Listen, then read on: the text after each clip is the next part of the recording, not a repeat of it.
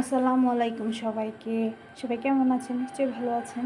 আজকে একটা ভিডিও বানাচ্ছি, এটা হচ্ছে কাঁচা আমের ঝুরি আচার। এই জন্য প্রথমে আমগুলো ভালো করে ধুয়ে নিয়েছি এবং ছিলে নিয়েছি। আমগুলো ভালো করে সবগুলো আম ছিলে নিব। এই তো সবগুলো ছিলা হয়ে গেছে। এবার এগুলো ধুয়ে নিচ্ছি ভালো করে, আরও একবার ধুয়ে নিচ্ছি। খুব ভালো করে ধোয়ার পরে এগুলো হচ্ছে গ্রেট করে নিতে হবে। অবশ্যই গ্রেটারের মোটা পাশটা দিয়ে গ্রেট করবেন, নাহলে কিন্তু এগুলো একদম পানি উঠে যাবে। এই জন্য মোটা পাশটা দিয়ে গ্রেট করলে ভালো হয়। বেশি ভালো হয় যদি আপনি বটি বা ছুরি দিয়ে এইভাবে কেচে কেচে পলে নিতে পারেন তাহলে। তো সবাই এভাবে করার চেষ্টা করবেন, তাহলে সবগুলো আচার এবং সুন্দর থাকবে। তো এই তো আমি এইভাবে করে নিয়েছি সবগুলা, এবং এর মধ্যে এই চিলি ফ্লেক্স মশলা তৈরি করে নিয়েছি এখানে।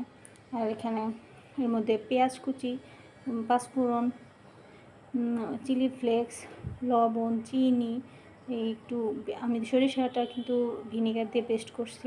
এখানে আবার হলুদ, মরিচের গুঁড়া, তারপর সরিষার তেল, লবণ, চিনি সবগুলো দিয়ে ভালো করে মিশিয়ে নেব। কষলে কষলে মাখা যাবে না, অবশ্যই আলতো হাতে মেখে নিতে হবে। এবং এরপরে সবগুলো মাখা হয়ে গেলে এগুলো আমি একটা ট্রের মধ্যে ছড়িয়ে দেব। আমি একটা ভুলের মধ্যে ছড়িয়ে দিচ্ছি, আপনারা চাইলে একটা ট্রের মধ্যে ছড়িয়ে দিতে পারেন।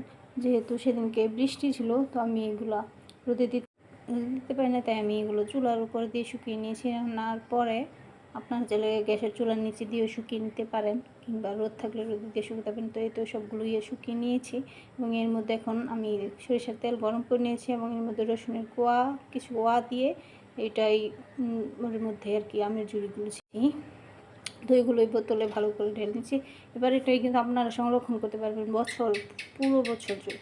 সবাই ভালো থাকবেন।